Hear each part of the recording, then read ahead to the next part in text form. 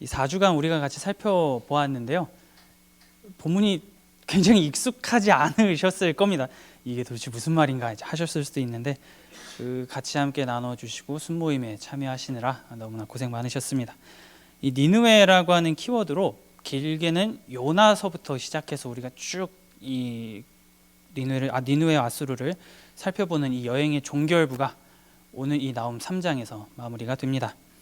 이 니느웨에 대한 하나님의 평가, 하나님께서 어떤 평가를 내리시는가, 그리고 이것을 통해서 오늘을 살아가는 우리가 무엇을 생각하면서 무엇을 붙잡으며 살아가야 하는가, 이거에 대해서 좀 같이 생각할 수 있는 시간이 될 수 있으면 좋겠습니다. 이 3장의 내용은 지난주에 우리가 같이 본 것처럼 2장의 내용이랑 좀 연관이 됩니다. 파괴하는 자가 니느웨를 치러 쭉 올라왔고요. 이후에 점차 함락되어지고 무너져가는 니느웨의 모습을 그리고 있는 게 3장입니다. 그런데 2장에서는 치러 올라와가지고 재물을 빼앗고 막 이런 거에만 좀 관심을 가졌다면 3장에서는 안에서 완전히 박살이 나고 있는 니느웨의 모습을 좀 보여주고 있는 것이죠. 속수무책으로 당하고 있는 것, 이거를 좀 보여주고 있습니다. 왜냐하면 우리가 지금까지 쭉 살펴보았듯이 하나님이 그들의 대적이 되겠다고 선포를 하셨기 때문에 이 니느웨의 무너짐은 필연적이었다라고 하는 것이죠. 1절에서는 니느웨를 굉장히 독특한 명칭으로 부릅니다. 피의 성이라고 부릅니다. 1절 같이 한번 보도록 하겠습니다. 화 있을진저 피의 성이요, 그 안에는 거짓이 가득하고 포악이 가득하며 탈취가 떠나지 아니하는도다. 하나의 성을 피의 성이라고 지금 부르고 있습니다. 이 피의 성, 여러분들은 무슨 이미지가 떠오르시나요? 우리가 살고 있는 지역이 탄현이죠. 탄현. 누군가가 와가지고 탄현은 피의 도시다 라고 부른다고 생각을 해보세요. 그러면 이게 긍정적인 표현입니까? 부정적인 표현입니까? 그다지 썩 좋진 않다라고 우리가 좀 생각이 들 겁니다.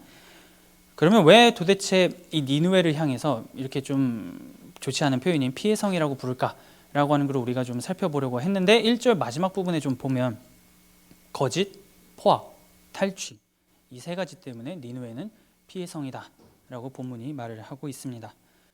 아수르 하면은 이제 우리 청년 여러분들의 머릿속에 이 민족이 어느 민족이고 얼마나 잔인한 일을 행했는가는 아마 좀 이제 기억 속에 좀 많이 갖고 계실 겁니다.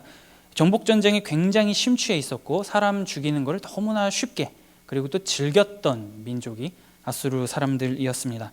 넓은 들판을 시체로 덮고 그 흐르는 강을 피로 물들이게 하는 것이 그들의 특기였다라고 하는 것이죠. 그리고 이 니느웨를 향해서 거짓이 가득했다라고 먼저 얘기를 합니다. 이 정복 전쟁을 하다 보면 대치하고 싸우고 하잖아요. 그러면 이 니느웨가 아수르가 쭉 정복 전쟁을 시작을 하면서 상대 국가에게 얘기를 하는 겁니다. 싸우지 않고 항복을 먼저 하면 우리와 이렇게 좀 유혈 사태를 보지 않고 먼저 항복하면 조금 덜 조공이나 이런 거에 양을 좀 줄여줄게, 뭐 이런 식으로 회유를 하는 거죠. 그러면 이 상대하는 국가 입장에서 완전히 정신 나간 이 미치광이 군사들이 자기들 성 앞에 와가지고 막 항복하면 조금만 더 살살 해줄게라고 하니까 넘어갈 수밖에 없습니다. 굳이 싸울 이유가 없어요. 그래서 그렇구나 하고서는 네 알겠습니다 하고 딱 성문을 열면 박살이 나는 겁니다. 그런 식으로 이제 그 남을 속이고 조금만 조공을 조금만 가지고 갈게 하면서도 왕창 뜯어가는 이러한 일들을 니느웨가 행했던 것이죠. 이 막대한 조공을 그렇다고 바치지 못하면 어떻게 될까요? 전쟁이죠. 무참한 또 사륙이 자행됐었기 때문에 많은 국가들이 니느웨가 이 아수르가 요구하는 조공에 의해서 굉장히 많은 고통을 받으면서 지냈습니다. 그렇기 때문에 이 니느웨 성을 향해서 거짓이 가득하다라고 본문이 얘기를 하고 있는 것이죠. 포악이라고 하는 거는 문자 그대로 좀 보면 이렇게 찢어버리는 이런 거를 좀 의미를 합니다. 지난 시간에 우리가 아수르 왕들이 자기 자신을 가리켜서 무어라고 동물 중에 하나를 언급했다라고 하는 거를 기억을 하십니까? 사자죠. 이 아수르 왕들이 자기 자신을 가리켜서 나는 사자다, 사자같이 포효하고 사자같이 먹이를 움켜잡아 찢는 그 정도로 굉장히 강한 왕이다 라고 하는 것을 이 아수르의 왕들이 굉장히 많이 강조를 했습니다. 그런 식으로 많은 국가들을 쳐들어가고 그 약소국들을 짓밟으면서 그들이 가지고 있는 모든 것을 다 빼앗고 찢어버리던 그러한 곳이었기 때문에 포악이 가득했다라고 하는 거죠. 그렇게 찢었으면 어떻게 될까요? 가져오죠. 이제 전리품들을 가지고 옵니다. 가지고 와가지고 그걸 다 저장을 해요. 곳간에다 저장을 하겠죠. 그렇기 때문에 탈취도 가득했다. 거짓 포악 탈취가 가득한 것이 니느웨였고, 그렇기 때문에 이 세 가지를 하기 위해서 굉장히 많은 사람들이 피를 흘리며 쓰러져 가 죽었기 때문에 이 성은 피의 성이다 라고 오늘 본문이 얘기를 하고 있는 것이죠. 그리고 마지막에 이 처음에 서두를 시작하면서 화 있을진저 라고 얘기를 합니다. 이게 보통 장례식장에서 쓰는 표현입니다. 이 당시 문화권에서 장례식장, 죽은 자를 애도할 때 쓰는 표현인데요. 이 니느웨가 아직 건강했거든요. 굉장히 강할 때입니다. 그런데 성경에서는 이미 하나님께서 화평을 전하는 자의 발을 보내셨고 이들이 무너지는 것은 기정사실이었기 때문에 아직은 볼 때 좀 건재하지만 이 나홈 선지자는 그 니느웨를 향해서 장례식에서 애도하는 것처럼, 조롱하는 것처럼 화 있을진저 피의 성아 라고 하고 있는 장면을 우리가 좀 보게 되는 거죠. 이 아수르라고 하는 이 단어 자체는 그들이 아수르 민족이 믿던 최고신 아수르를 뜻합니다. 그러니까 최고신의 이름이 본인들의 국가의 이름인 거죠. 그 정도로 그 신을 굉장히 많이 섬기고 열렬하게 추종을 했습니다. 그리고 이 아수르 신은 전쟁에 미쳐있다라고 사람들이 생각을 했습니다. 그래서 우리가 신에게 충성을 하기 위해선, 이 아수르 최고의 신에게 충성을 하기 위해서는 일단 나가야 돼. 나가가지고 싸우고 땅을 많이 넓히고 전리품을 잔뜩 가져와가지고 아수르 신에게 바치는 것, 이것이 아수르의 왕이 그 신에게 할 수 있는 최고의 헌정이었습니다. 그렇기 때문에 이 아수르의 왕들이 나는 신의 제사장이다, 나는 아수르 신의 제사장이다, 그렇기 때문에 지금 우리 신께서는 전쟁을 원한다, 돌격 앞으로 하고선 재물 가지고 와서 바치고 이런 거를 굉장히 많이 했습니다. 그렇기 때문에 어느 왕이 이 신의 제사장으로서 가장 많이 출격해서 가장 많은 사람들을 죽이고 가장 많은 재물을 누가 가져왔느냐, 이런 거를 통해서 자신의 이 신을 향한 충성심을 보이는 것이다 라고 생각을 했기 때문에, 그렇기 때문에 이 아수르가 그 당시에 굉장히 넓은 땅을 차지했던 것이고 전쟁하고 사람 죽이는 것을 굉장히 쉽게 생각했던 것이죠. 그런데 우리가 지금까지 쭉 살펴보았듯이 이제 그 성이 무너진다라고 본문이 얘기를 하는 겁니다. 하나님께서는 야곱의 영광을 회복하시면서 이스라엘 영광같이 하게 할 것이다. 그리고 내가 너 아수르를 대적하겠다라고 하나님께서 말씀을 하셨기 때문에 이들이 이렇게 아무리 강한 힘을 갖고 있다 하더라도 점차 무너지게 될 것이다라고 오늘 본문이 쭉 다양하게 그림을 통해서 언급을 하고 있는 것이죠. 이 니느웨가 또 하나의 별명이 있습니다. 4절에 보시면 음녀로서 음행을 많이 했다라고 오늘 본문이 좀 언급을 합니다. 성경에서 여러분들이 이제 성경 통독 1년 동안 같이 하는 걸 하시거나 아니면 매일 성경 큐티를 한다거나 여러 가지를 좀 이렇게 성경을 읽다 보면 중간중간에 특히 구약 성경 쪽을 가다 보면 뭔가 음행, 음녀, 이런 단어들이 종종 나옵니다. 그러면 이 단어들이 종종 나오는 거는 성경에서 이 단어를 사용하는 의미가 있다라고 하는 걸 우리가 좀 생각을 해볼 수가 있는 거죠. 대체로 성경에서는 음녀, 이런 음행을 우상 숭배하고 좀 연관을 지어서 이 단어를 사용을 합니다. 어떤 사람을 지칭해서 하기보다는 그 행동하는 것이 우상을 숭배하고 있다면 그 행동하는 사람을 향해서 음녀다, 음행하고 있다 라고 이제 말을 하는 것이죠. 그리고 성경에서 대부분 이 표현을 많이 들었던 민족이 아이러니하게도 하나님의 백성인 이스라엘이었습니다. 그런데 지금 오늘의 이 본문에서는 아수르를 향해서, 니느웨 성을 향해서 음녀야, 음행을 많이 했구나라고 이 나홈 선지자가 말을 하고 있는 것이죠.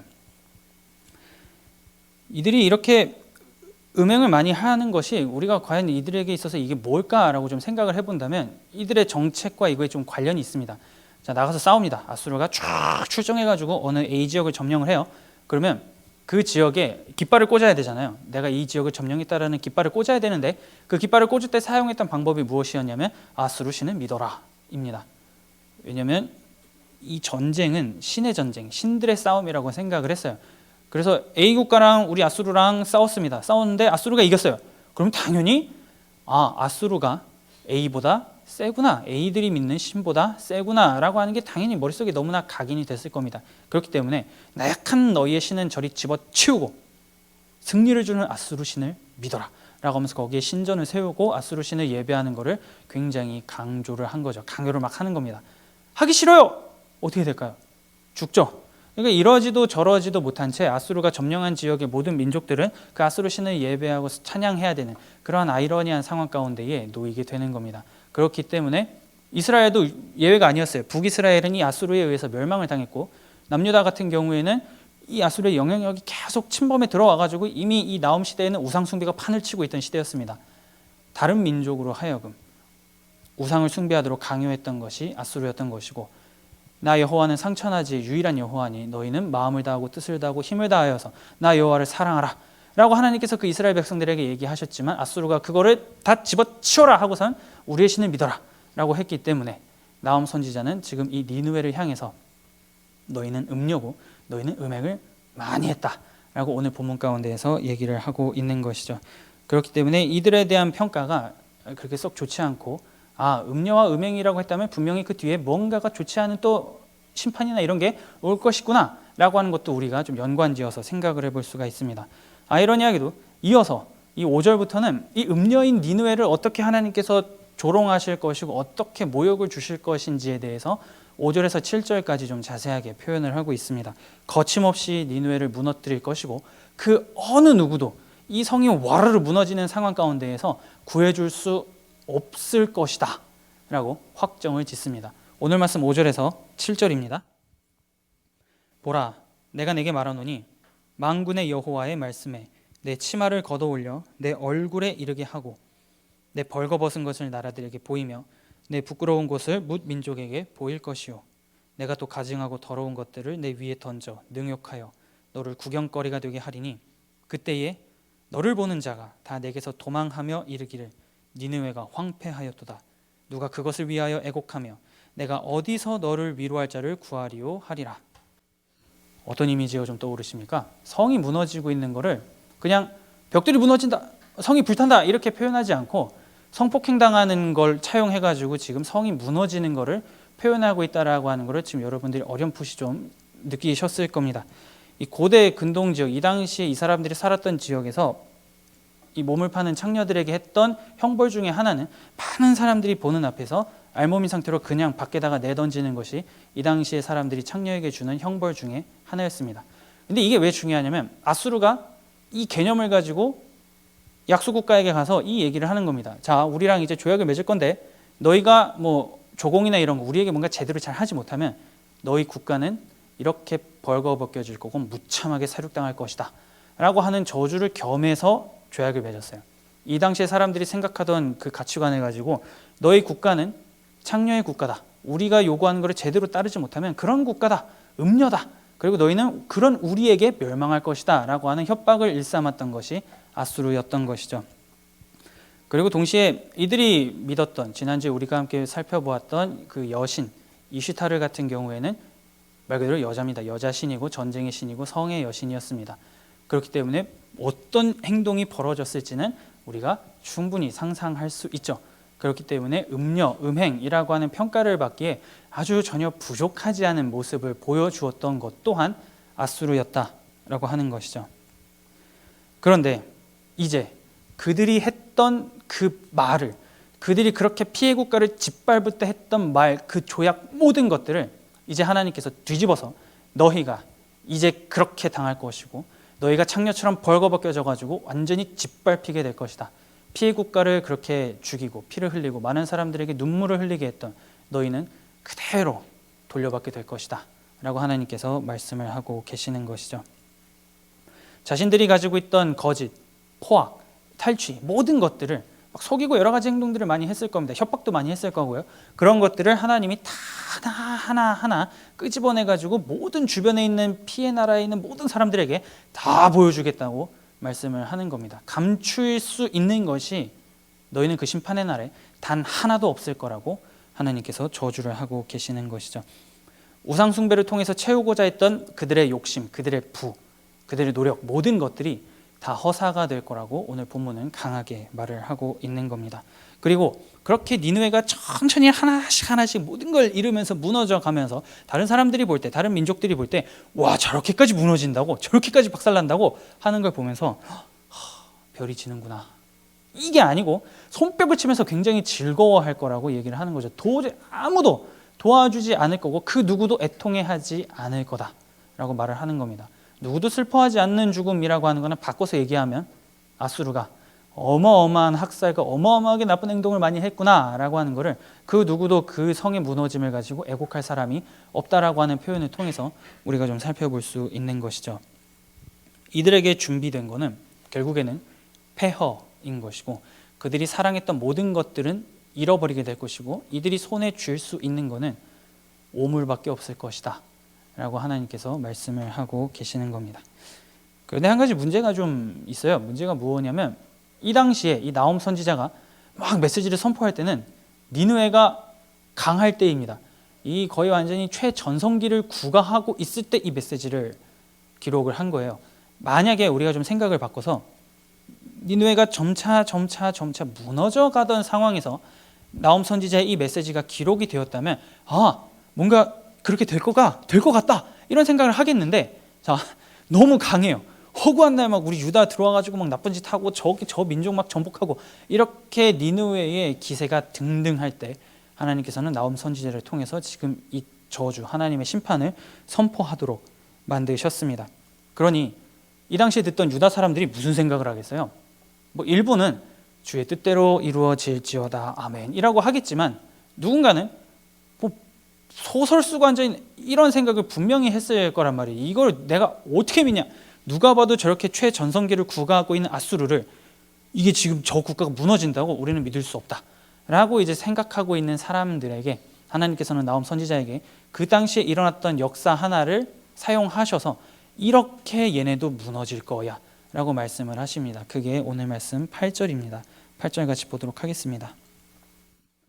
내가 어찌 노아몬보다 낫겠느냐?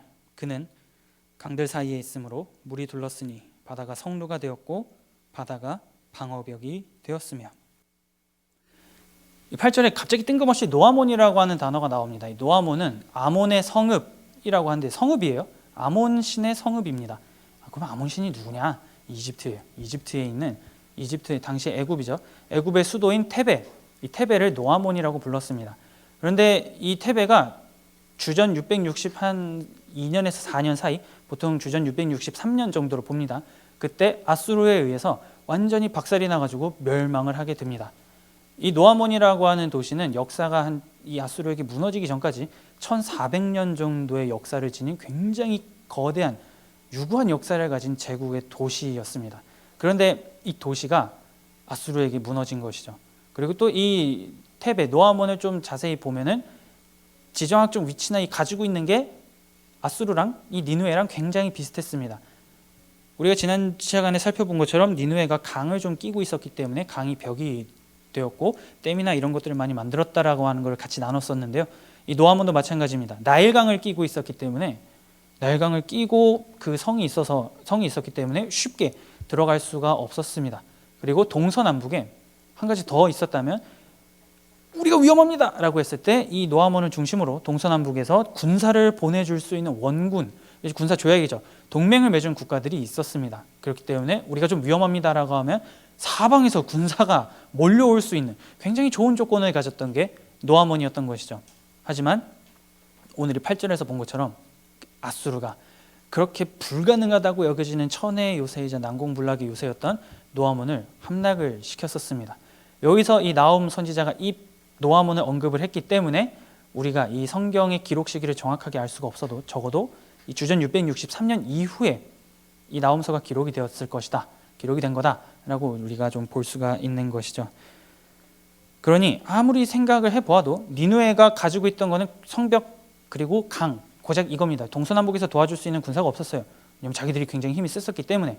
그렇기 때문에 너희가 무너뜨린 그 노아몬처럼 이렇게 무너지게 될 것이다. 동일한 조건을 가지고 있던 노아몬을 니느웨, 아수르가 무너뜨렸듯이 니느웨도 같은 조건이기 때문에 결국에는 무너질 수밖에 없다라고 오늘 본문이 얘기를 하고 있는 것이죠. 그렇기 때문에 이 성의 멸망이 확증이 되었기 때문에 한 가지를 준비하라라고 조롱을 하기 시작을 합니다. 자, 공성전을 하기 시작을 하면 군사가 성을 에워싸요. 농성을 하기 시작합니다. 그럼 성 안에 필요한 게 뭘까요? 물이 필요하고 식량이 필요합니다. 그리고 자잘자잘한 싸움이 계속 이루어지겠죠. 그러면 성벽이 무너지게 됩니다. 그러면 그 무너지고 고장난 거를 보수해야 되는 벽돌도 필요하죠.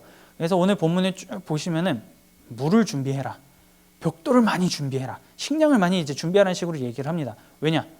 너희는 이제 그 누구의 도움도 받지 못하고 농성을 하면서 싸워야 되는데 물도 많이 준비해가지고 한번 버텨봐 라고 이제 조롱을 하고 있는 거죠. 그러나 그럼에도 불구하고 너희가 그렇게 물을 많이 준비하고 벽돌을 많이 준비해도 너희는 어떻게 살아날 수가 없다라고 성경이 얘기를 하는 겁니다.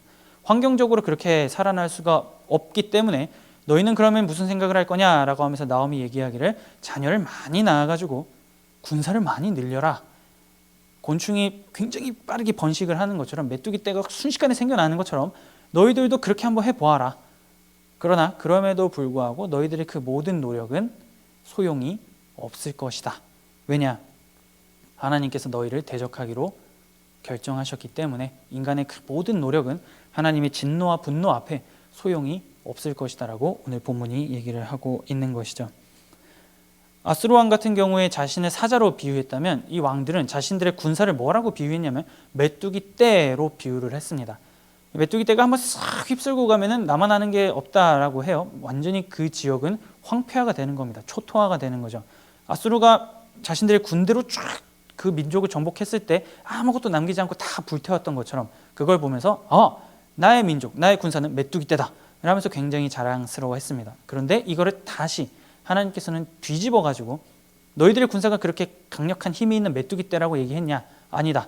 너희는 흔적도 없이 사라져서 이동해서 없어질 그러한 메뚜기 떼다. 그러니까 공격을 하는 메뚜기 떼가 아니고 해가 뜨면은 이제 먹이를 찾아서 이동하려고 확 흔적도 없이 사라지는 그러한 메뚜기 떼에 불과하다. 너희는 그렇게 그 어떤 흔적도 남기지 못하고 모든 사람들이 다 도망가고 가지고 있던 모든 것을 잃어버릴 것이다. 라고 오늘 본문이 얘기를 하고 있는 겁니다. 그리고 그렇게 폐허가 된 니느웨를 보면서 다시 한번 얘기를 하는 것이죠. 그래 아수르 왕아 좀 기분이 어떠냐? 너의 사람들, 너의 군사들, 너의 백성들 모든 사람들이 다 메뚜기 떼가 이동하듯이 도망가서 없다. 너의 상처는 고칠 수 없고 너 이거 굉장히 중해가지고 앞으로 참 회복을 할 수 없을 것 같다. 왜냐? 너가 너무 많은 행패를 부렸기 때문이다 라고 하면서 오늘 본문이 이 아수르의 멸망, 니느웨의 멸망을 확정하면서 마무리가 되는 겁니다. 이렇게까지가 나홈서 1장에서 3장까지의 전체적인 내용이라고 할 수가 있습니다. 좀 익숙하지가 않죠. 우리가 신앙생활을 하면서 제가 확신은 못하지만 한 90%의 확률로 여러분들은 나홈서를 두 번 다시 보지 못할 겁니다. 설교 시간에 이거를 두 번 다시 듣지 못할 거예요. 그러면 이 시간에 우리가 이 나홈서를 덮으면서 내 인생에 딱 한 번 듣게 될지도 모르는 이 나홈서를 덮으면서 우리가 좀 기억할 것들이 몇 가지가 있습니다. 먼저는 성경에서는 죄의 문제를 좀 많이 질책을 합니다. 죄의 문제를 질책하고 그 죄의 문제를 통해서 나타나는 하나님의 심판을 성경은 곳곳에서 얘기를 합니다. 그런데 우리가 그런 심판, 죄의 문제를 들었을 때 사실 별다른 반응이 없어요. 감흥이 없어요. 왜냐하면 나홈서만큼 이렇게 처절하고 노골적이고 강렬하고 잔인하게 죄의 심판에 대해서 언급을 하고 있지 않기 때문입니다. 우리가 생각할 때 좀 추상적으로 생각할 수 있게끔 성경이 얘기를 하죠.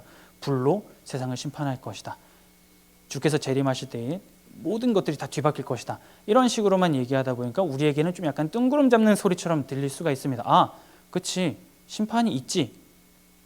그래서 이렇게 우리가 좀 생각할 수가 있다라고 하는 것이죠. 그런데 오늘 이 나홈서는 그 하나님의 심판, 하나님께서 죄에 대해 가지고 있는 그 분노, 그것이 그 땅 가운데에 쏟아질 때에 얼마나 처절하게 그리고 끔찍할 정도로 그 죄의 심판을 다 사람이 얼마나 힘들게 받아내야 하는가, 이거를 나홈서가 전체적으로 얘기를 하고 있는 겁니다.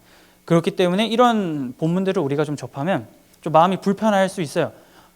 좀 죄를 지었다고 해야지 이렇게까지 고통받고 죽어야 되는가 라고 하는 질문을 우리가 좀 던질 수가 있습니다. 그럼 하나님 너무 잔인한 것 같습니다 라고 하는 걸 우리가 좀 생각을 해볼 수가 있죠. 그렇기 때문에 우리가 이 나홈서 첫 시간 때 하나님은 질투하시고 보복하시는 분이다 라고 하는 것을 살폈던 이유가 이러한 것 때문에 우리가 좀 먼저 나눴던 겁니다. 그러나 우리가 죄의 문제를 어찌되었건 간에 우리가 일상 가운데서 행하는 그런 죄들이 있을 때에 만일 마음에 조금 찔림이 있고 불편함이 있다면 거기서부터 우리는 시작을 하면 되는 겁니다. 그 찔림이 있다라고 하는 거는 우리가 이게 죄구나라고 하는 것을 인식을 하고 있다는 거고, 그걸 인식을 하고 있다는 거는 여기에서 내가 돌이켜야겠구나라고 하는 생각까지 우리가 하게 됩니다. 그렇기 때문에 죄의 문제를 놓고 우리가 좀 불편해하는 것이 있다면 지금 하나님께서는 돌이키라고 말씀하시는 거구나 라고 하는 것을 우리가 좀 생각을 할 수 있으면 좋겠습니다. 결국에는 우리가 이거를 불편하게 여길 때에, 불편하다고 느낄 때에 우리는 그리스도인답게 살아갈 수가 있게 되는 그러한 역할을 이 죄의 문제로 나타나는 하나님의 심판, 그리고 그거를 불편하게 여길 때에 우리는 그렇게 살아갈 수가 있다라고 하는 것이죠. 그리고 이렇게만 딱 하나님의 상을 정리를 하면 완전히 폭군이 따로 없어요. 마음에 안 들면 다 때려 부수고 말 똑바로 들어라, 이런 분처럼 보이잖아요. 이런 하나님을 여러분 믿고 싶습니까? 이 나홈서 첫 시간에 나왔던 것처럼 구약이랑 신약의 하나님이 왜 이렇게 다릅니까 할 때 여기서 이제 우리가 걸린단 말이죠. 그런데 요거를 우리가 좀 다른 식으로 생각을 할 수 있으면 좋겠습니다. 그 정도로 하나님은 악을 부수시는 겁니다. 그러면 우리가 삶을 살면서 비천한 상황에 처하고 조롱과도 같은 그런 굉장히 힘들고 어려운 상황 가운데 처해 있을 때에 우리의 힘으로 어떻게 할 수 없는 그 강력한 어둠, 그 악, 그 힘듦을 하나님께서는 철저하게 우리 대신에 부셔줄 것이다, 그러니 희망을 가지라 라고 하는 걸로 우리가 좀 생각을 할 수 있으면 좋겠습니다. 그걸 통해서 공의와 정의가 무엇인지, 그걸 통해서 공의와 정의를 통해서 이 땅 가운데에 무엇이 나타날 것인지 하나님께서는 보여주시겠다라고 하는 겁니다. 우리가 이거를 좀 기억을 할 수 있으면 좋겠습니다. 오늘 이 땅에도 우리가 다양한 뉴스를 통해서 굉장히 많이 접합니다. 여전히 압제가 있고요, 폭력이 있고 전쟁이 있고 피 흘리는 게 너무나 많습니다. 매체가 발달해가지고 이게 더 잘 들려요. 이런 세상에서 우리가 살아갑니다. 이름만 바뀌었지 악이라고 하는 이 아수르는 시대마다 사람들 사이의 관계마다 우리의 장소, 우리가 만나는 사람들 어디에나 퍼져 있는 것이 아수르라고 할 수가 있습니다. 그러나 때가 차서 아수르를 무너뜨리신, 니느웨를 멸망시키신 하나님의 그 능력을 우리가 인지를 하고 그거를 붙잡는다면 결국에는 지금에 일어나는 이 모든 불의한 상황들, 악한 상황들, 나쁜 것들, 모든 것들을 언제인지 모르겠지만 우리가 원하는 시간이 아닐 수도 있겠지만 그러나 이걸 하나님께서는 정리하실 것이다 라고 하는 것을 우리가 믿고 나아갈 수 있어야 된다라고 하는 것이죠. 우리가 살아가면서 차마 눈뜨고 볼 수 없고 이게 정말 사람이 할 수 있는 일인가 라고 하는 일들도 굉장히 많이 벌어집니다.